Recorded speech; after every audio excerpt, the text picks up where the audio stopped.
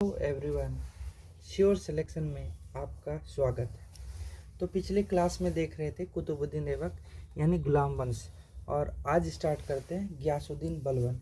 ये गुलाम वंश के ही थे, ये तुर्कान चहलगानी के ही सदस्य थे। गियासुद्दीन बलबन, जिसका कार्यकाल 1265 से 1286 ईस्वी तक प्रारंभिक जीवन काल। इसका पूरा नाम था गियासुद्दीन बलबन। ये कहाँ का? इल्बरी तुर्क था। कहाँ का था? इल्बरी तुर्क। और बचपन में मंगोलों ने इसे पकड़कर उसे गुलाम के रूप में भेज दिया था। कहाँ पे? मंगोलों ने इसको पकड़ के गुलाम बना दिया था, और इसका पूरा नाम था गियासुद्दीन बलबन, और जिसका कार्यकाल 1265 से 1286। बलबन अपनी योग्यता और दूरदर्शिता के कारण उन्नति करता गया और सर्वप्रथम किसी विशेष पद हेतु इल्तुतमिश के चालीसा दल का सदस्य बनने में सफल रहा। मतलब इतना ये योग्य था कि इल्तुतमिश ने इसे चालीसा दल का मेंबर बनाया था। रजिया को अपदस्थ करने वाला षड्यंत्र में उसके भाग लिया था। उसने नसरुद्दीन मोहम्मद को गद्दी पर बैठने में महत्वपूर्ण भूमिका निभाई। इस काल में वह काफ़ी प्रभावशाली बन चुका था। नसरुद्दीन की मृत्यु के बाद बलबन दिल्ली का सुल्तान बना। बलबन की प्रारंभिक समस्या तथा उनका समाधान ताज की शक्ति का प्रतिष्ठा में वृद्धि। इल्तुतमिश के निर्बल उत्तराधिकारियों के कारण राज का वैभव हीन हो चुका था। चारों ओर अव्यवस्था का राज था। ताज की प्रतिष्ठा और लोगों के मन में भय स्थापित करने के लिए बलबन ने गद्दी पर बैठने ही साधारण लोगों से बिना मिलना जुलना छोड़ दिया था। मतलब जब गद्दी पे बैठा तो साधारण लोग से ये मिलना जुलना छोड़ दिया। उसने राजत्व के संबंध में दैवीय अधिकारों पर बल दिया तथा सिजदा और पेबोस का नियम लागू किया। मतलब सिजदा मतलब झुक के, और पोबोस मतलब कदम चूमना। और उसने दरबार में ईरानी तौर पे तरीकों को सजाया था। मतलब ये पूछता है ना कि सिजदा और पेबोस क्या था, किसने लाया था? तो बलबन लाया था। और बलबन, सिजदा मतलब होता था दंडवत, और पोबोस मतलब कदम चूके उसको प्रणाम करना। चालीसा दल की समाप्ति। इल्तुतमिश के काल में निर्मित 40 अमीरों का दल बलबन के काल तक आते आते निरंकुश, महत्वाकांक्षी एवं अत्यंत प्रभावशाली हो चुका था। अतः वे सुल्तान के मार्ग में बाधा बन चुका था। मतलब ये चालीसा दल का जो भी था तो इसका बाधा बन चुका था। ये सोच रहा था कि जल्दी से इसको ख़त्म कर दिया। बलबन ने सुल्तान के पद को शक्तिशाली बनाने के उद्देश्य से इन अमीरों को छोटे छोटे अपराध के लिए कठोर दंड दिया। मतलब जब वे गद्दी पे बैठा तो जितने भी अमीर थे उसको छोटा दंड के ये कठोर सजा देता था। इस प्रकार उसने कपटपूर्ण एवं बर्बर तरीके से चालीसा मंडल को समाप्त कर दिया। मतलब चालीसा दल को समाप्त करने वाला कौन? बलबन। और चालीसा दल को लाया कौन था? इल्तुतमिश। अपनी निरंकुशता को स्थापित की। बलबन ने सर्वप्रथम विद्रोही मेवातियों के विरुद्ध प्रशिक्षित सेना भेजकर उनका कठोरतापूर्वक दमन कर लिया। किसको कर दिया? मेवातियों के विरुद्ध। मतलब मेवातियों को पहला ये आक्रमण, उसका विद्रोहियों का दमन। बलबन ने सर्वप्रथम विद्रोहों में मेवाती के विरुद्ध प्रशिक्षित सेना भेजकर उनका कठोरतापूर्वक दमन कर लिया। सन 1279 ईस्वी में बंगाल में तुगरिल खां बेग ने विद्रोह कर दिया और अपने नाम के सिक्के जारी कर दिए। मतलब 1279 में बंगाल के जो तुगरिल खां बेग के विद्रोह कर लिया और वहाँ उसको हरा दिया और अपना वो सिक्का जारी कर दिया। बलबन ने उसका दमन करने के लिए 2 बार सेनाएं भेजी, जिसमें उसे असफलता मिली। मतलब 2 बार सेना भेजे और उसमें कोई सफलता नहीं मिली। इस असफलता के बाद तुगरिल के विरुद्ध अभियान में बलबन को 2 वर्ष लग गया। मतलब इसको तुगरिल खान को हराने में इसको लगभग इसका ये षड्यंत्र रचने के लिए 2 साल लग गया, क्योंकि तुगरिल युद्ध करने से बच रहा था। मतलब वो युद्ध करना ही नहीं चाहता था। वह इस उम्मीद में था कि बलबन थककर दिल्ली लौट जाए। मतलब ये तुगरिल खान सोचता था कि बलबन जो है ना थककर दिल्ली लौट जाए, लेकिन कुछ जो बंजारे थे उसको सूचना बलबन की सेना को तुगरिल खान के बारे में दे दिया और तुगरिल खान को घेर लिया और उसी की हत्या कर दी गई। उलेमाओं के रणनीति से पृथक करना। बलबन से पूर्व उलेमा की राजनीति में बड़ा महत्व था। मतलब बलबन से पहले जब ये आया था तो उलेमा की तरह ये सरकार, बलबन ने सत्ता में आने के बाद उनके दबाव एवं अनावश्यक हस्तक्षेप को खत्म कर उनसे सलाह लेनी बंद कर दी। मतलब उलेमा लोग से, धर्मांतरण लोगों से वो धीरे धीरे मिलना जुलना भी बंद कर दिया और सलाह लेना भी कम कर दी। धीरे धीरे उनके राजनीतिक हस्तक्षेप पर रोक लगा दी गई। इसने राजत्व का सिद्धांत लाया। राजत्व के सिद्धांत से तात्पर्य उन सिद्धांतों के, नीतियों तथा कार्यों से है जिन्हें सुल्तान अपनी प्रभु सत्ता, अधिकार एवं शक्ति को स्पष्ट करने के लिए अपनाता था। के ए निजामी के अनुसार बलबन दिल्ली सल्तनत का एकमात्र ऐसा सुल्तान है जिसने राजत्व के विषय में विचार स्पष्ट रूप से रखा था। किसने बताया था? इतिहासकार एक के निजामी थे, उसने बोला था कि बलबन एक ऐसा शासक था जिसने राजत्व सिद्धांत को एकदम स्पष्ट रूप से लाया था। उसके बाद देवीय सिद्धांत का समर्थन। बलबन ने राजा के देवीय अधिकार का समर्थन किया। बलबन ने जिले इलाही, मतलब ये अपना ना एक टाइटल ले लिया, जिले इलाही। जिले इलाही मतलब ईश्वर की छाया। अपने आप को बलबन ने जिले इलाही को उपाधि दी और वो अपने आप को ईश्वर का संतान मानते थे। बलबन ने यह सिद्ध करने का प्रयास किया कि सुल्तान की शक्ति का आधार जनता तथा अमीर नहीं है। मतलब वो अपने आप को खुद शक्तिशाली मानता था। शाही वंशज होने का दावा करता था, मतलब वंशज, और उसने स्वयं को फिरदौसी के शाहनामा में वर्णित अफरासियाब का वंशज बताया था और कुलीनता पर विशेष बल दिया था। मतलब किसके? शाही दावा करते थे और फिरदौसी की जो रचना थी शाहनामा में, उसने अपने आप को अफरासियाब की वंशज को बताया था। इतिहासकार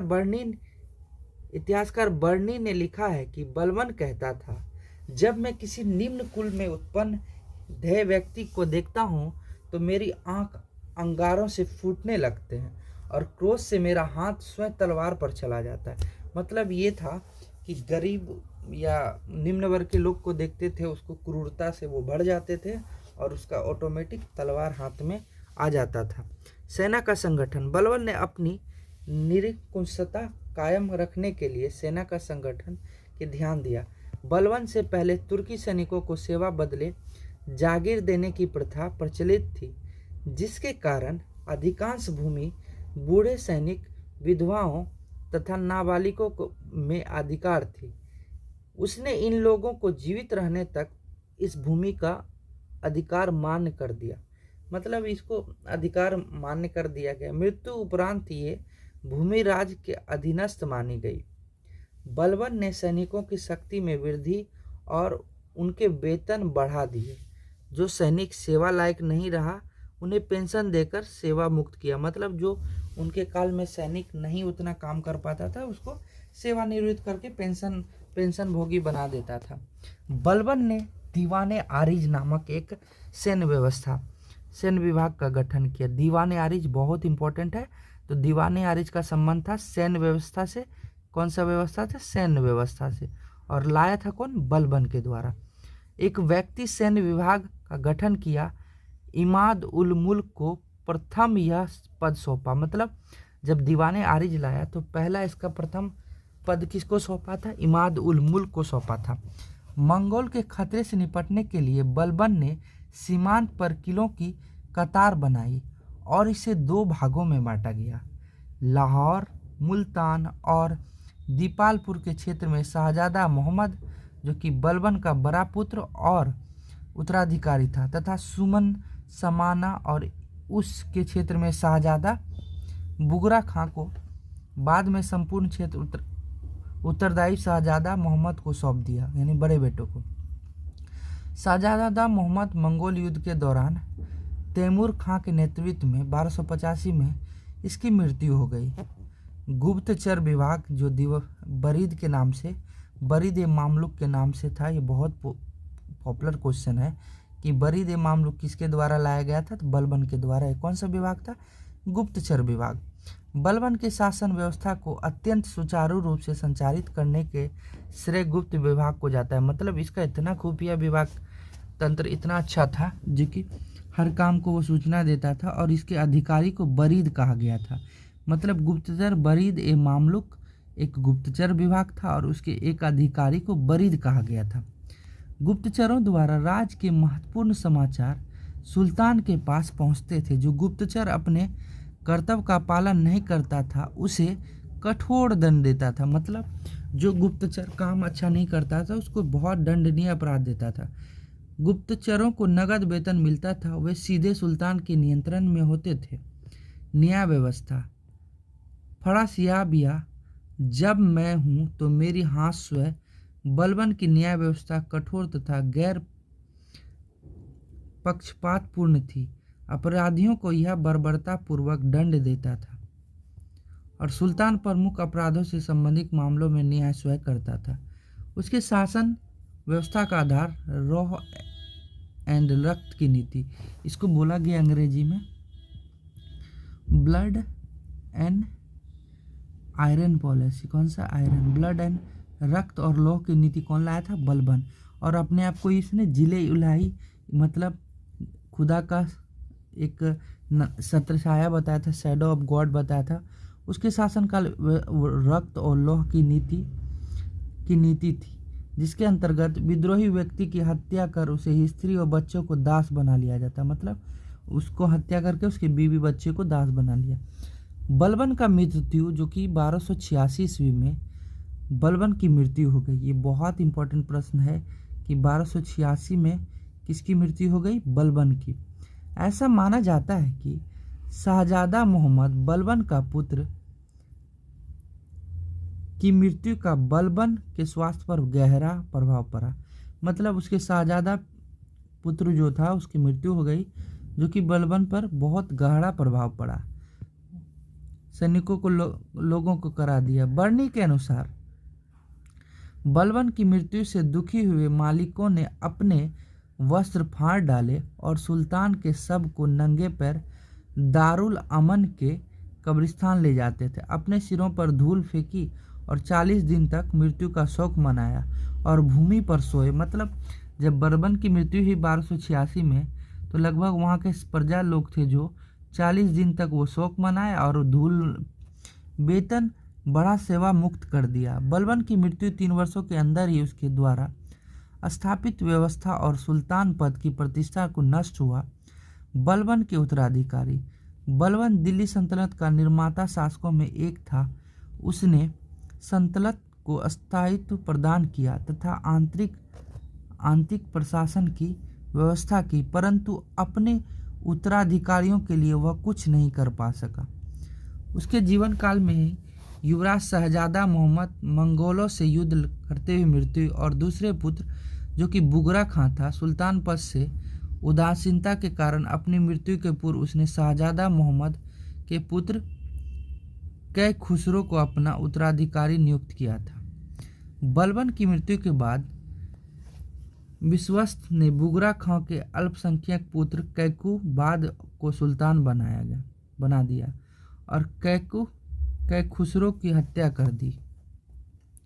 अत्यंत पक्षघात से त्रस्त कैकुबाद 3 वर्षीय पुत्र क्यूमर्स को तुर्की सरदारों ने सुल्तान बनाया। 3 माह पश्चात क्यूमर्स उर्फ सुल्तान शमसुद्दीन को सेनापति जलालुद्दीन ने वध कर दिया और जून 1290 में मलिक जलालुद्दीन फिरोज शाह खिलजी दिल्ली सल्तनत का अगला सुल्तान बन गया। मतलब उसके बेटे को भी मार दिया गया। अंततः कैकू को उसकी चादर में लपेटकर खिलजी सरदार द्वारा यमुना नदी में फेंकवा दिया गया। कौन फेंका था? फिरोज शाह खिलजी ने, जो कि खिलजी वंश। इसी सत्ता परिवर्तन के साथ ही मामलुक या गुलाम वंश का अंत हो गया और दिल्ली सल्तनत पर सामान्य कुल के लिए खिलजी का स्थापना हो गया।